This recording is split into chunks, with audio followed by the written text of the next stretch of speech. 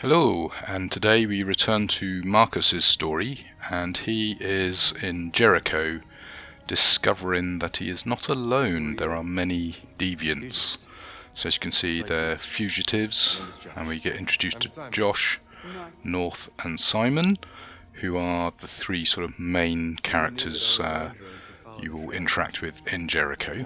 And there's some cool lighting with the torch, and obviously the dark, dingy atmosphere.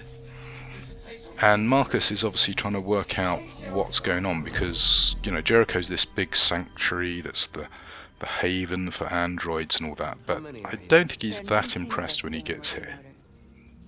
The rest were damaged escaping their masters. Now obviously one of the big problems the androids have is because they've gone rogue, they don't get blue blood, they don't get spare parts, and of course as an android, even though you in theory have a long life, you will wear out eventually, and if you've been damaged, of course, then you're going to have lost blue blood or need replacement parts, etc.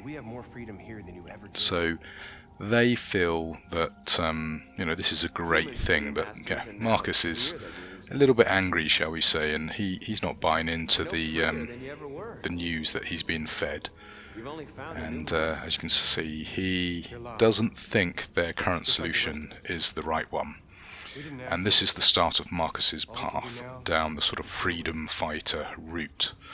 And he is going to be a bit like the little stone you drop in a pond and it sends out ripples that end up becoming big waves by the time it gets to the edges. So he's going to be, absolutely key to changing what's going on with Jericho. Now, he has the option now to walk around and talk to various people, and he needs to find someone called Lucy, who is pretty important. And when you first play, you might not spot, but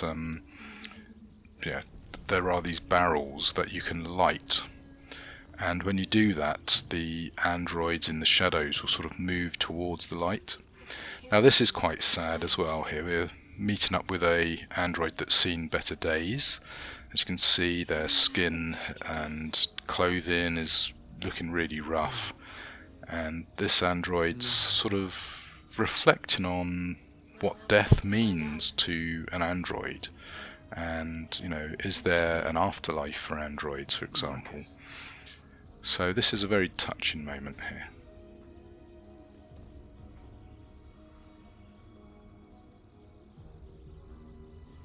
I was glad to meet you, Markus.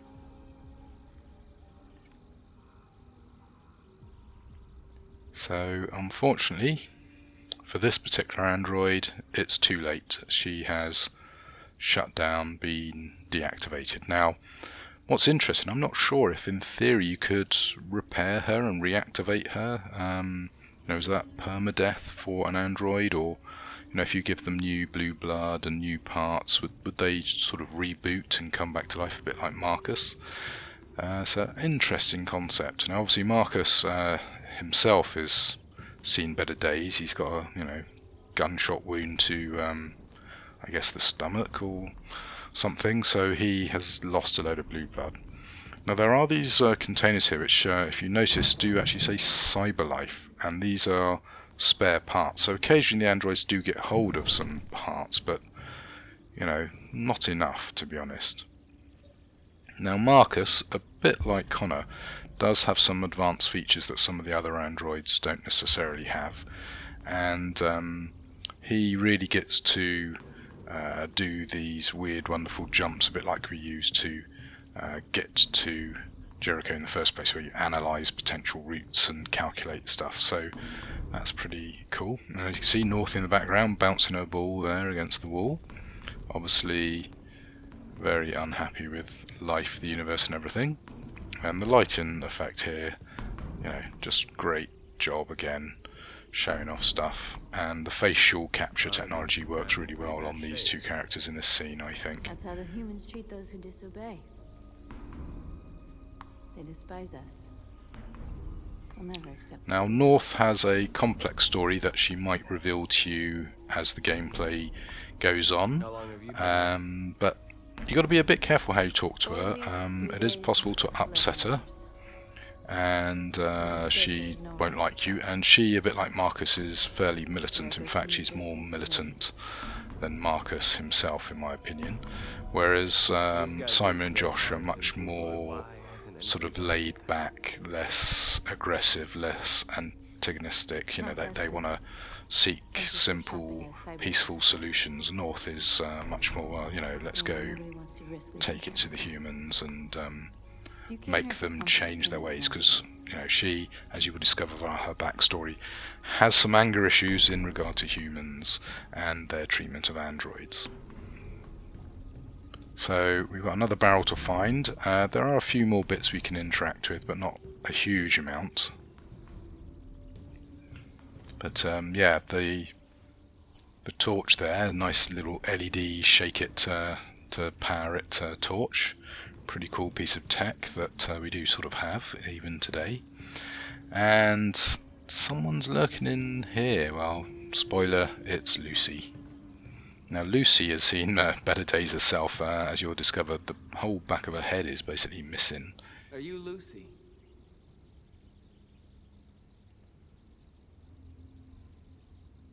Sit down.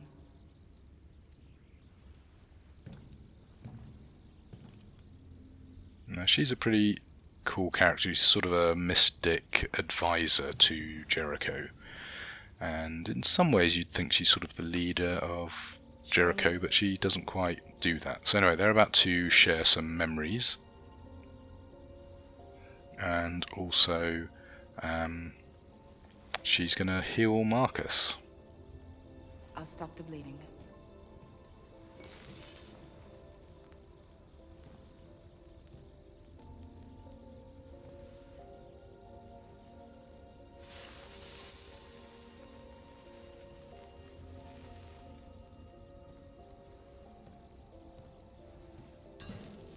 Ah, a nice bit of blue blood for Markus. Drink this. Now it's interesting to know what the blue blood is. I think if you read some of the articles and listen carefully to the conversations, you work out, I think it's sort of like a nanobot sort of bio component, because the androids are, I guess, using quantum computing chips or something. It's sort of an interesting concept, and as I say, I think if this game was set, you know, in excess of 50 years in the future, some of the technology would be a bit more believable. I think they made a mistake by setting it only, 20 years in the future. I think some of their projected enhancements are a little bit aggressive. I well remember Tomorrow's World, for example, in the UK, that predicted flying cars by now, and you know, they're not really around. Anyway, she, by sharing memories with Markus, is seeing that he's got sort of two main paths. He's got shadow and light, and that's sort of where you can go with Markus. You can either go down a sort of a peaceful or a more warlike path with regard to android-human relations. And my first playthrough, I chose a particular option. On this playthrough, I'm going to be slightly more aggressive, but not totally aggressive. So you'll see how that works out for Markus. Anyway, he has pretty much spoken and explored everything, so I think we go speak to Simon to actually activate the plan, and that will be the end of this particular episode. So I hope you're still enjoying the playthrough. I notice some of the earlier ones are getting a decent amount of views, but anyway, another little fun bit here. Android children. Now obviously the idea of this is for people who can't have a family, or a child has died and they want, you know, sort of a replacement proxy, then you could buy yourself a little android boy or girl. The big problem, of course, with that is it's a little bit weird. I think that's a really dodgy area for android technology to go down, and it's also a little bit of a surprise, really, because there haven't been too many hints that, you know, you can have android children so far. But that's pretty significant, discovering that here on Jericho.